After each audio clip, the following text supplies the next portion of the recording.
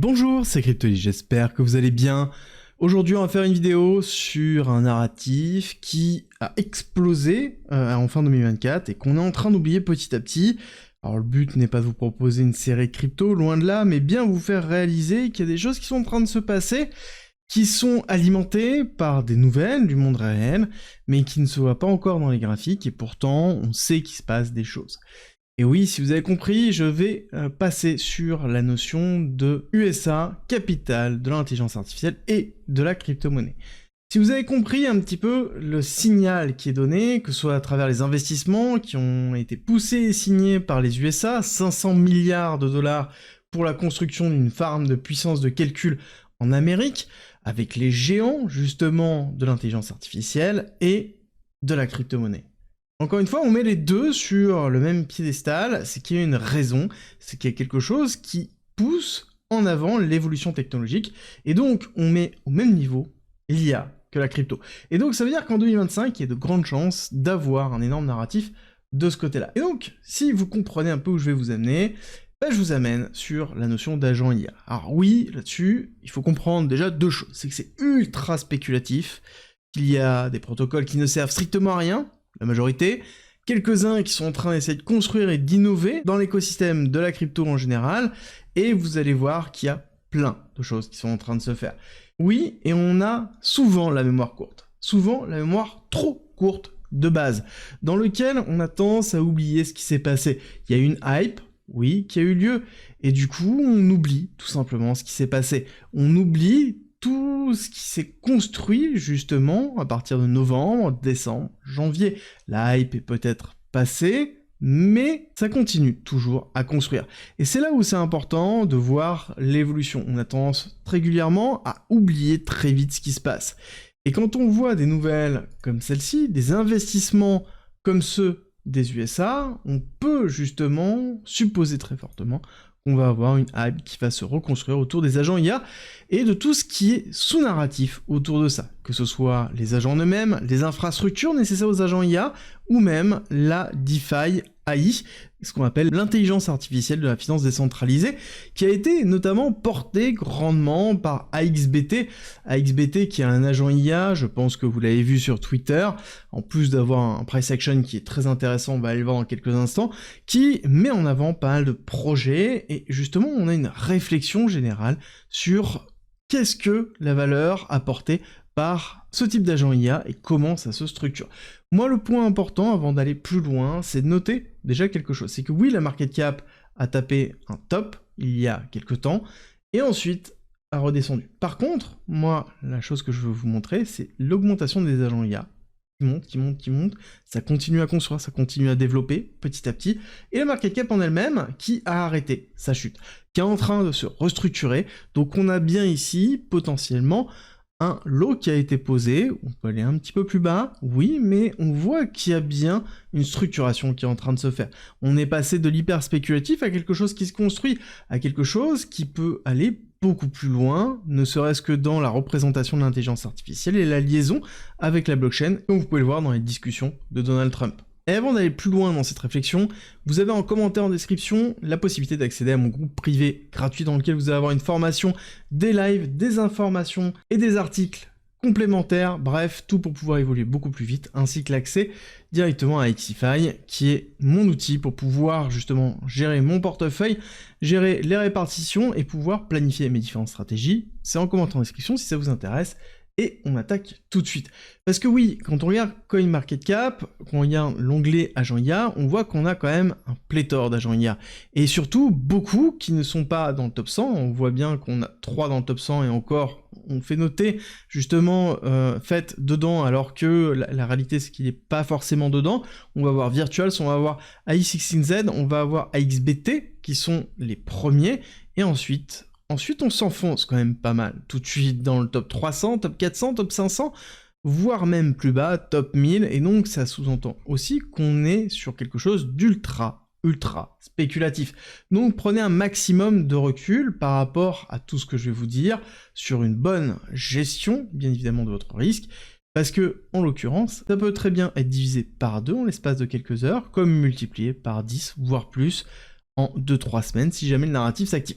Donc on prend un maximum de recul. Je n'ai pas aussi vocation à vous expliquer tout ce qui est en train de se passer, que ce soit au niveau des frameworks, au niveau des agents, au niveau des launchpads, et de toutes les différentes évolutions. Par contre, on voit qu'il y a une émergence très forte qui est en train de se faire, avec la séparation entre les agents, l'infra et la finance décentralisée autour de l'intelligence artificielle, la spécialisation, et que on voit des évolutions, ne serait-ce que sur Virtual Protocol, qui a permis justement de faciliter l'accès à tous ces agents IA, et qui a permis de lancer un certain nombre d'agents IA qui dominent le marché.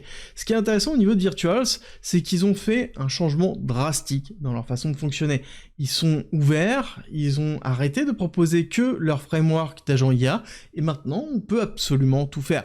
Et en plus de ça, on a eu des décisions très fortes, que ce soit à travers du burning, que ce soit à travers l'instanciation dans le temps de ce protocole, de ce launchpad qui est sur Base. On est techniquement dans une zone de rechargement intéressant, dans les alentours des 2,4, 2,6 $. Ça ne veut pas dire qu'on ne peut pas aller chercher les liquidités qui se trouvent ici aux 2 $, qui pour moi serait tout à fait cohérent pour aller retravailler ici cette zone de réaccumulation avant de repartir. Mais encore une fois, Virtuals, on l'a bien vu, c'est quelque chose qui est ultra volatile, et ce qui est en même temps normal. On est ici dans quelque chose qui est vraiment anticipé, on est dans de la spéculation pure et dure. Et même pour aller plus loin, quand on voit ce qui est en train de se construire petit à petit autour des agents IA et de la blockchain, on voit bien la relation qu'il y a entre les deux. Ici, on a des protocoles, par exemple, comme Hive Intelligence, qui commencent à se spécialiser dans un lien entre les agents IA et la donnée blockchain. Parce qu'on sait qu'on va avoir une liaison et une intégration peut-être de la finance traditionnelle dans la blockchain, et le fait de pouvoir naviguer multi-chain à travers du LLM peut avoir un sens, que ce soit pour du Web 2 ou même pour des personnes qui développent Web 3. Et donc on a un écosystème, une infrastructure qui est en train de se construire, même sur des petits projets qui sont somme toute relativement faibles. Là on parle du market cap dilué de 16 millions de $. C'est ridicule, on est à 1300 en termes de position, donc excessivement risqué. Mais par contre, on voit des évolutions qui sont en train de se faire. On voit un travail qui est en train de se mettre en place, même au niveau du price action. Quand on voit sur des microcaps comme ça des formes de compression, on sait qu'on peut aller chercher plus bas, ici, dans les alentours des 0,01, pour ensuite continuer à consolider en dessous, et ensuite casser à la hausse, surtout si on a un narratif qui décolle. Donc on a cette dynamique de prix qu'on est en train de voir. C'est exactement ce que l'on voit aussi au niveau du market cap. C'est-à-dire qu'on voit qu'on est en train d'oublier, c'est quelque chose qui est passé. En fait, c'était juste des chats GPT reliés à un compte Twitter. Sauf que la réalité, c'est que non, quand on voit l'évolution de Virtuals, quand on voit ce qui se construit, par exemple avec un exemple comme Hive Intelligence, mais il y en a vraiment beaucoup comme ça, qui sont en train de construire autour de l'ensemble de l'écosystème des agents IA. On va parler d'AI16Z, qui est un des écosystèmes les plus florissants actuellement, même si on a un price action qui s'enfonce et qui continue de s'enfoncer. On voit qu'on commence à avoir une stabilisation concrète ici au niveau du momentum, ce qui est plutôt positif, mais on n'a pas inversé la tendance. Actuellement, on est toujours dans une forme de retracement. On est en train de travailler ici cet order block dans les alentours des 0,9 à 0,7. Ça ne veut pas dire qu'on ne peut pas aller retester encore une fois les 0,7 ici pour combler le reste de l'imbalance qui se trouve là, pour ensuite repartir. Ce qu'il va falloir, c'est consolider au-dessus. Ça va être consolidé au-dessus des 1,26 $. Mais ça ne peut être fait qu'à partir du moment où on a ce narratif qui se déclenche, où on a un retour des liquidités dessus. Mais je pense, très sincèrement, que 2025, ça va être l'année de l'intelligence artificielle et de la crypto, notamment grâce aux USA, portés même, on pourrait dire, par les USA. Et AI16Z continue à se développer, continue à proposer de la valeur généralisée, que l'on retrouve un petit peu partout, avec des frameworks, on sait qu'on va avoir un launchpad qui va se lancer, et donc c'est un écosystème qui est très, très, très vivant. Par contre, on est pour un des projets les plus forts et dominants, à 1 milliard de market cap en FDV, en market cap dilué. C'est énorme, mais en même temps, très faible. C'est la force justement de ce marché-là. C'est-à-dire qu'on est sur un marché qui est très très risqué, mais encore une fois, qui pourrait être un des narratifs sur 2025. On voit la force, par exemple, de AXBT. AXBT qui nous montre à quel point on a une puissance et une dominance de l'intelligence artificielle dans la conception et la compréhension générale du marché crypto. Quand on voit les tweets qu'il nous propose, quand on voit les analyses qu'il fait et les positions qu'il prend, parce qu'on rappelle que c'est une intelligence artificielle qui est sur Twitter, je vous invite d'ailleurs à la suivre pour bien comprendre, on voit qu'il y a une véritable réflexion, une analyse qui est effectuée. Est-ce que tout est bon et vrai? Peut-être pas, mais en l'occurrence, elle produit des analyses qui sont bien supérieures à la majorité des analyses que l'on peut retrouver en ligne, et c'est là où on voit la force, potentiellement, des agents IA crypto qui sont en train de se développer, qu'on voit la force de l'intelligence artificielle dans un domaine qui est ouvert, comme la blockchain, dans lequel où on a accès à l'ensemble des données. C'est le principe de la blockchain. La notion de data on-chain, ce n'est pas pour rien, c'est que sur la blockchain, on peut avoir accès à l'ensemble des données. Et c'est à partir de ça qu'on peut analyser. Plus on a des données, plus c'est compliqué d'analyser, plus c'est compliqué d'en tirer la substance. Et quand on voit du AXBT, on peut se dire qu'en effet, il y a bien un momentum fort de ce côté-là, il y a bien un besoin fort de notre côté, et je reviens toujours sur ça. Moi, ce qui m'intéresse, c'est regarder l'évolution. Qu'est-ce qui est en train de se construire? On a eu une grosse hype qui est arrivée, qui était la naissance. Mais 20 milliards de market cap, c'est ridicule, c'est rien. Où on se trouve actuellement? On a Solana, on a Base, qui nous construisent autour de ça.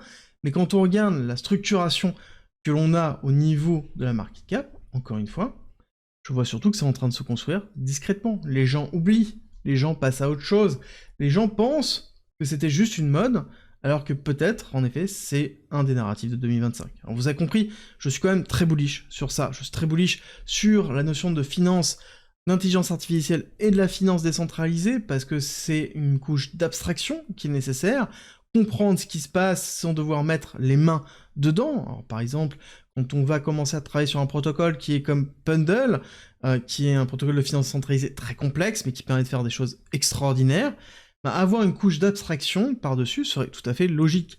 Et quand on regarde les leaders justement de ce protocole-là, on va avoir Griffin, on va avoir Anon, on va avoir Grift, on va avoir Sei. Sei d'ailleurs, au passage, qui a été cité par AXBT. Et c'est là où on voit qu'il y a une véritable relation qui se met en place, il y a une véritable réflexion sur le fait qu'il y a des protocoles qui sont en train de se construire petit à petit. Sei, par exemple, c'est une application crypto qui est boostée à l'intelligence artificielle. Le principe est de créer cette notion d'abstraction sur l'investissement de la crypto-monnaie et même de base la finance décentralisée pour pouvoir créer un momentum haussier. Et c'est là où on voit qu'on a une intégration intelligente qui permet de simplifier l'accès globalement à quelque chose qui est très complexe et qui a toujours été très complexe, qui est de base la blockchain, la finance décentralisée et les produits complexes de finance décentralisée. Et par exemple, SharePay, donc qui est le token Sei, on est encore une fois dans une market cap qui est ridicule. 85 millions de dollars. 85 millions de dollars, et justement, on avait AXBT qui en avait parlé quand c'était à 10 millions de dollars pour arriver à 100 millions de dollars. 100 millions de dollars, on y est arrivé. Et c'est là où c'est intéressant de voir l'évolution que l'on peut avoir au niveau des différentes narratives. Je ne dis pas qu'il faut tout acheter, il faut investir énormément, il faut une très bonne gestion du risque, il faut avoir une bonne réflexion de se dire, est-ce que, en effet, je suis exposé à ce narratif? Est-ce que je veux être exposé à ce narratif? Est-ce que, par exemple, dans tout l'ensemble des cryptos qui se trouvent dans, ici, CoinMarketCap, dans CookieFun, globalement dans tous les outils qui permettent de voir, qu'est-ce qui est bon, qu'est-ce qui n'est pas bon, qu'est-ce qui va mourir, parce que quand on est dans ces phases ici d'accélération haussière et de respiration, bah, on peut changer très vite, justement, de leader dans l'un et dans l'autre. Et à chaque fois, il y a un risque. Quand je regarde par exemple SharePay, et quand je vois le price action actuellement, on voit très bien qu'on est en train de grinder des zones complexes, qui sont en même temps normales, et qui sont justement représentatives de ce que l'on peut connaître et ce que l'on peut voir sur CookieFun, dans lequel on a un market cap qui est en train de se stabiliser, et là on a des oscillations haussières et baissières qui sont de grosse amplitude. Si vous regardez justement la volatilité que l'on peut retrouver, on a ici du 79%, pour ensuite refaire du moins 40%. Cette volatilité-là, on la retrouve bien dans une notion d'intérêt autour d'un projet, mais aussi d'incertitude.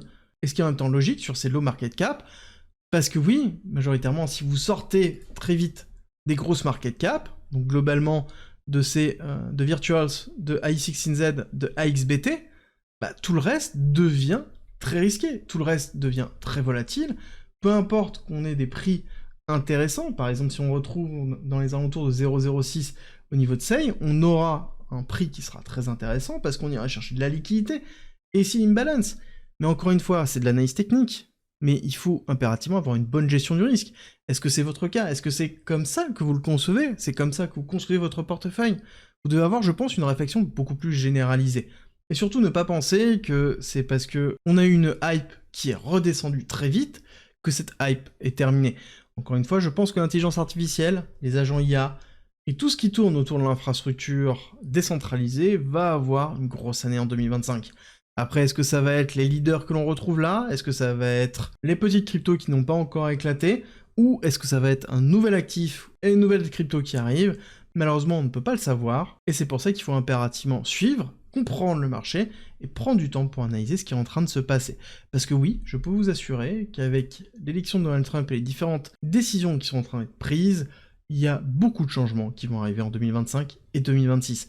Peut-être on ne les voit pas encore entièrement, peut-être qu'on n'aura pas le temps de tout voir entièrement, mais je peux vous assurer qu'on aura certainement un retour de l'intelligence artificielle au sein de la crypto-monnaie. Encore une fois, je vais terminer sur ça, les US seront la capitale mondiale de l'intelligence artificielle et de la crypto.